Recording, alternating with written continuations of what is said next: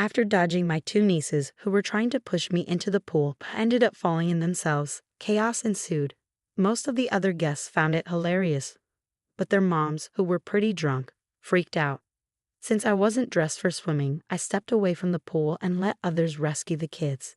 My intoxicated sisters and their husbands started yelling at everyone, including me, for spoiling their fun. They were also upset because the kids had dropped their parents' phones into the pool while filming the failed prank.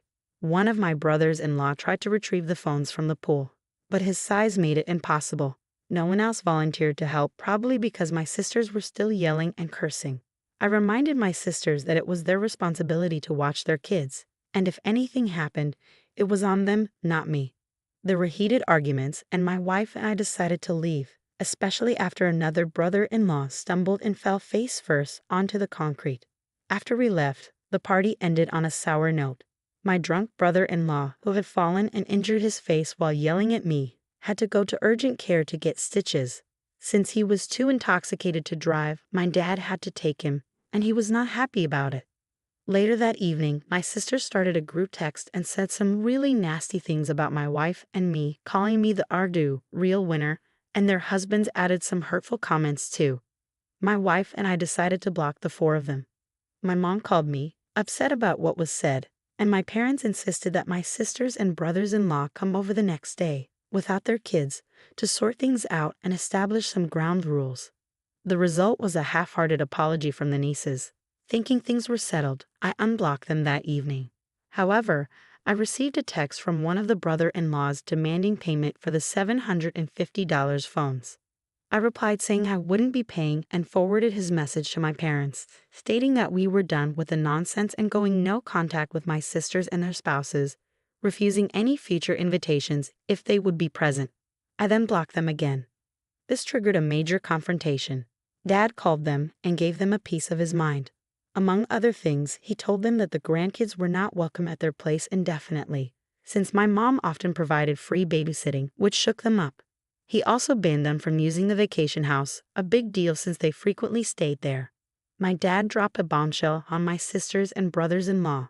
My wife and I actually owned the vacation house, not my parents. This news shocked them because both their families frequently used the place, even inviting friends for weekend getaways. It was unlike my parents to assert ownership like this, indicating they had reached their limit. For context, I never wanted my sisters to know about our ownership of the house. We bought it for my parents, who had always dreamed of having a mountain retreat. Keeping our ownership quiet was a way to avoid drama with my siblings. A couple of days later, my sisters and their husbands showed up unannounced at our place to apologize in person. However, we were out to dinner, so they left a note. One sister also called me at work, but I sent her to voicemail, as I was prepared to cut off contact with them. However, things took a turn for the worse. I recently discovered that my oldest sister and her husband, who have 3 kids, have been living beyond their means and are in financial trouble. To grasp the significance of this, you need to understand that my sisters believe our parents are wealthy and expect to inherit everything when they pass away. As a result, they haven't been concerned about money. It turns out my parents aren't wealthy at all, which puts my oldest sister in serious financial trouble. Her family has maxed out credit cards and is behind on car leases, with one vehicle on the verge of repossession. Despite bragging about a high income, she actually earns much less than claimed. She confessed all this to Mom on Tuesday because they need a loan. To make matters worse, for the past 3 years, instead of using the vacation house regularly as intended, my oldest sister has been secretly renting it out for extra cash. She's been making significant amounts, charging over $2,000 for weekends and at least $4,000 for a week. With her cut off from using the house, she's already had to cancel bookings, fearing they'll lose everything. My parents can't afford to lend them money, and my other sister, who was aware of the rental scheme, likely did the same thing. I once encountered strangers claiming to stay at the house with my sister's family, assuming they were friends. Now I realize she might have been renting it out too. My parents are stressed, especially Mom, who feels deeply betrayed. Dad is mostly angry about the situation. He's hurt and embarrassed that he can't help his daughter. He's made it clear that the sisters won't be using the vacation home anytime soon, as far as he's concerned. My parents filled me in on what was happening because they anticipated my sisters would approach me next. And they were right. On Thursday, my sisters showed up at our place again, this time without their husbands, and waited outside until I got home. I faced a tough choice. Either argue with them in public, risk a scene if I entered without them, or let them in. Reluctantly, I decided to let them in. I listened to their bogus story, with the older sister and the younger one backing her up, about why they urgently needed to use the mountain house again. They also claimed I was a lousy brother and should plan on paying for their kids' college tuition, because that's supposedly what family does. I let them finish their pitch, then called them out based on what my parents had told me. Things quickly spiraled downhill from there, with denial, tears, curses, and shouting. My ears were ringing for days afterward. After about an hour, they finally left. I took a shower and laid down, only to find out from my wife that she had to block more phone numbers because my sisters were bombarding us with calls from new ones. The very next day, my parents informed me they were washing their hands of managing the vacation home. Essentially, they passed the responsibility onto me and said it was my problem from now on. Fed up with everything, I drove up to the vacation house and padlocked the entrance gate shut with a heavy-duty chain and lock.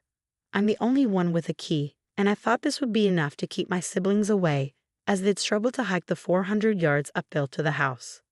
I also took several additional security measures to safeguard the property. I reset all the door keypads, installed security cameras overlooking the valley, and added a heavy-duty lockout for the water shutoff and drain valve.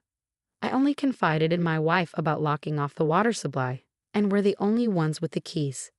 It's a good thing I took those security measures because a few days later, both of my sisters' husbands called me separately at my office, trying to convince me to let them use the vacation house as they always had. The older one had gone up with friends for a hangout but couldn't get in due to the gate lock. He was pretty upset and embarrassed about being locked out. During his call, he alternated between being pushy and playing the victim. At one point, he even threatened to tear the gate out of the ground. He also admitted they had been renting out the house to friends and claimed they needed the money. He accused me of ruining their business and demanded I refund their guests' money. The other brother-in-law seemed more like he was being forced to call by my sister. He didn't put up much of a fight when I told him they couldn't use the house anymore. I made it clear to both of them that they were not welcome to use the property again and not to ask again. To ensure they wouldn't try anything sneaky with the house, I hired someone to manage and oversee it. He has access to the camera feeds and conducts regular checks on the property. Additionally, he installed a camera near the entrance of the private road leading to the house, which takes still shots whenever a vehicle passes by.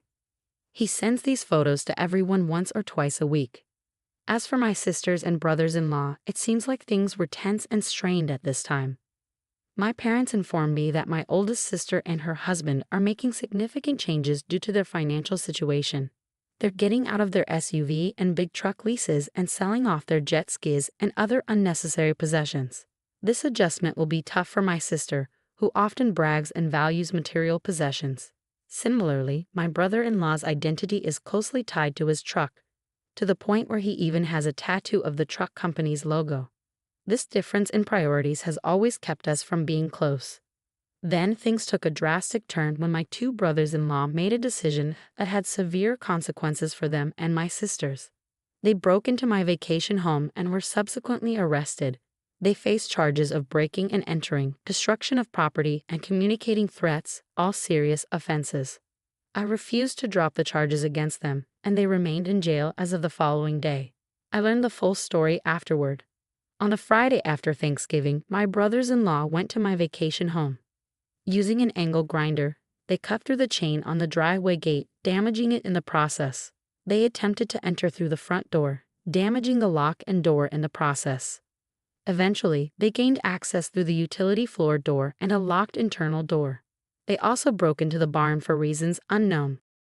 When they attempted to leave through the front door, they were confronted by sheriff's deputies and David, the individual I hired to oversee the property. David received notifications from the camera system and alerted the sheriff's department. Despite the brothers-in-law's attempts to explain themselves, the deputies didn't buy it.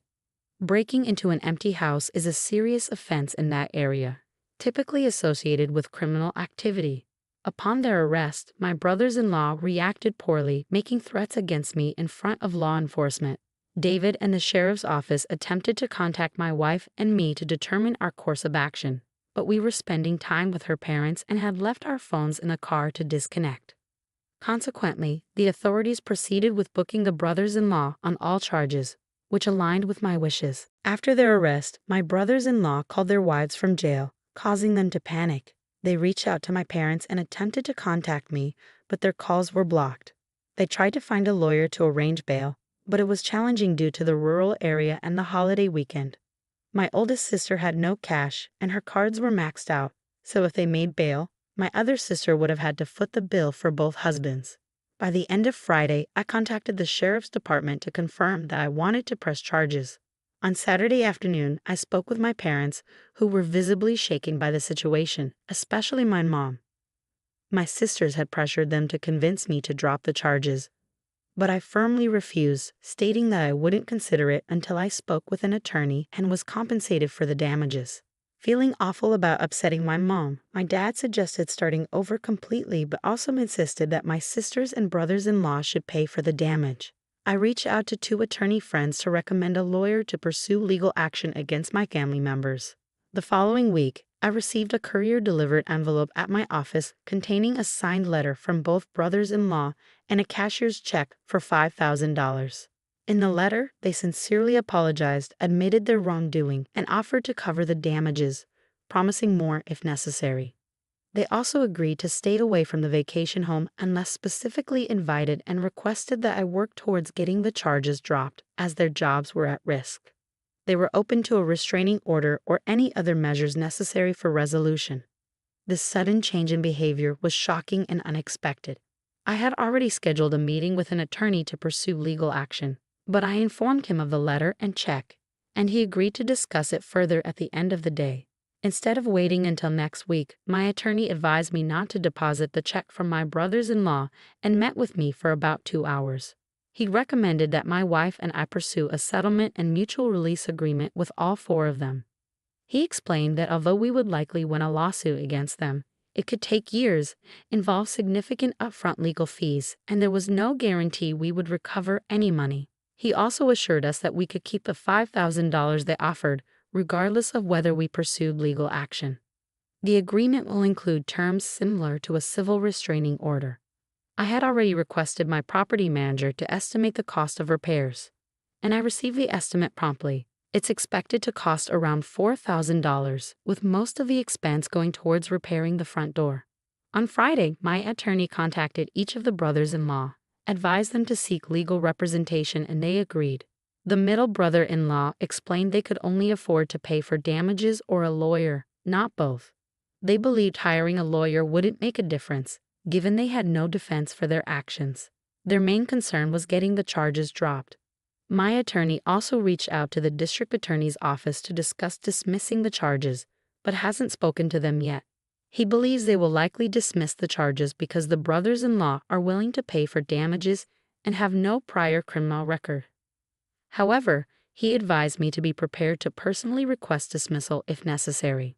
He also recommended maintaining no contact with my sisters and brothers-in-law, especially for the next 6 months, and emphasized the importance of adhering to the terms of the agreement in future interactions with them. It seems my brothers-in-law's change of heart stems from realizing the potential consequences, including legal fees, fines, and even the possibility of jail time, as well as the risk to one brother-in-law's security clearance. This settlement is their last-ditch effort to salvage their normal lives. On a personal note, receiving a written apology from them was unexpectedly significant for me. It marked a moment of closure I hadn't anticipated. It seems that the written apology from my brothers-in-law holds significant meaning for me, more so than the monetary compensation. Nonetheless, I'm grateful for the money, even though I suspect it came from my middle sister and her husband, as the cashier's check is from his company's credit union. Last week, I met with my attorney to finalize the agreement. We made a few minor adjustments, and he sent it to my sisters and brothers-in-law, including a provision that they cover my legal fees, which amounted to about $3,000. They weren't thrilled about it and attempted to negotiate, but my attorney stood firm, stating it was non-negotiable. He made it clear that if they didn't agree, we proceed with legal action against them. Additionally, he informed them that I would push hard with the DA's office to prosecute every charge. In the end, they agreed to the terms and signed the agreement, albeit in a tense atmosphere. The middle brother-in-law seemed to take charge and even threatened to walk away from the deal if my sisters didn't cooperate. They provided another cashier's check for $2,500, claiming it was all they could afford. Although it wasn't a full amount, we accepted it as final payment. According to my attorney, the signing was cold and curt, but they managed to keep it together long enough to finalize the agreement and leave without causing a scene. Yesterday, I visited the vacation house to assess the damage, which only fueled my anger further. The vandalism felt utterly senseless, and in the heat of the moment, I was ready to cover the repair costs and seek vengeance. However, after lunch, I visited the DA's office. Despite the initial wait, I met with the assistant DA, who informed me that since I didn't want to prosecute and the brothers-in-law had paid for damages, they were willing to drop all charges except for trespassing, which would be considered a Class 2 misdemeanor. The brothers-in-law would plead guilty and face whatever fine the judge deems appropriate. It's clear that any resistance from my brothers-in-law during their arrest would have significantly impacted the outcome. I've been advised that any further trouble from them, even a minor offense, could result in serious consequences. I made sure to express my gratitude to the sheriff's office for their prompt response, although I couldn't personally thank the deputies. I also attempted to reach David, the property manager, to express my appreciation, but was unsuccessful. Regarding the agreement, it includes a no-contact clause, stipulating that neither party can approach the other without prior agreement or legal representation present. They are allowed to keep the proceeds from renting the vacation house, though any tax implications will be their responsibility. Additionally, we release each other from any further liabilities up to the present moment. These are the main points of the agreement, and my wife and I will sign it later today. While I won't be able to discuss the details further, I can provide some general information about the situation.